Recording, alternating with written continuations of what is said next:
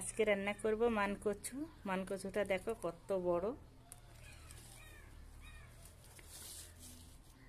কচুটাকে কেটে নেব। কচুটা দেখে যে এরকম বড় বড় সাইজ করে কেটে নিয়েছি। আর এখানে দেখো কত মোটা করে ফেলেছি। মোটা করে ফেলানোর পরে খোসাটাকে আর একটা পর্দা এরকম ফেলে নিয়েছি। তাহলে কত মোটা হয়েছে বলো। এরকম পুরো করে কিন্তু ফেলতে হবে, তাহলে গলাটাকে আর চুলকাবে না। কচুটা আমি সেদ্ধ করে নিয়ে নিচ্ছি। কচুটা হাফটা খানিক সেদ্ধ হয়ে গেছে, দেখো যে পুরো সেদ্ধ করা যাবে না, হাফ হাফ সেদ্ধ করে নিতে হবে। কচুটা সেদ্ধ হয়েও গেছে, আমি নামিয়ে নেব। মাছগুলো নিয়ে নিয়েছি, এখানে কাতলা মাছ নিয়েছি, লবণ, হলুদ,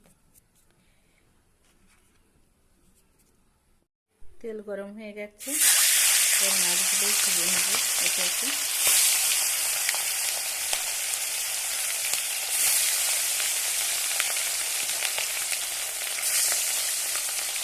মাছগুলো লাল লাল করে ভেজে নেওয়া হয়ে গেছে। ওই তেলে আমি দিয়ে দিচ্ছি দারচিনি, লবঙ্গ, এলাচ আর একটা তেজপাতা।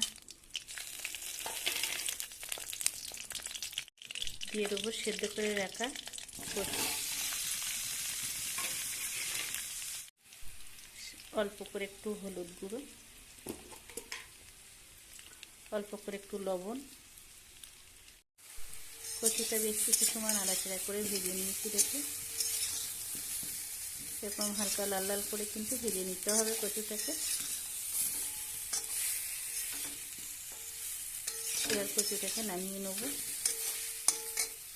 আর একটু তেল দিয়ে দিয়েছি, তেলে দিয়ে দেবো গোটা জিরে, অল্প করে একটু পেঁয়াজ কুচি,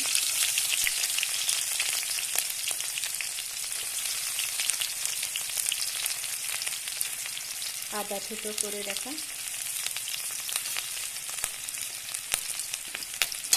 রসুন থেতো,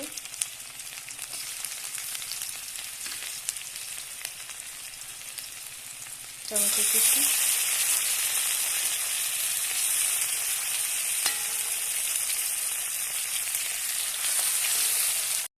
হালকা লাল লাল করে দেখো ভেজে নেওয়া হয়ে গেছে পেঁয়াজ রসুনটা। দিয়ে দেবো কিছু ধনেপাতা কুচি আর ছোটো করে রাখা কাঁচা লঙ্কা। লঙ্কাটা একটু বেশি দিতে হবে।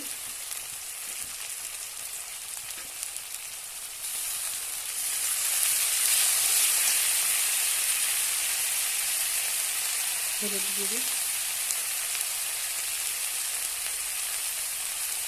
লবণ,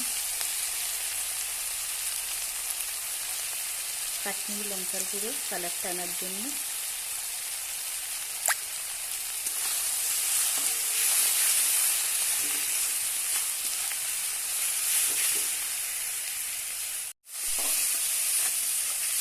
ভেজে নেওয়া হয়ে গেছে সব মশলাগুলো।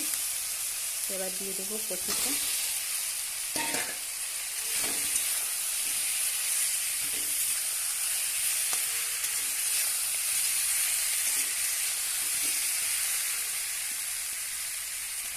ভেজে রাখা মাছ,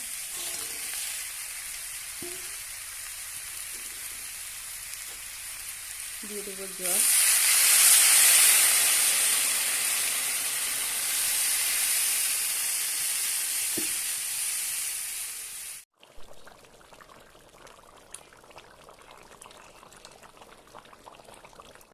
তরকারিটা হয়ে এসেছে।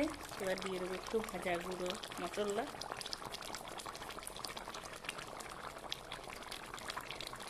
তরকারিটা হয়ে গেছে, এবার নামিয়ে নেব। আমার কচু রান্নাটা কেমন লেগেছে আপনাদের কমেন্টে জানাবেন। নামিয়ে নিয়েছি তরকারিটা। এবার দিয়ে দিচ্ছি সামান্য একটু ধনিয়া পাতা কুচি।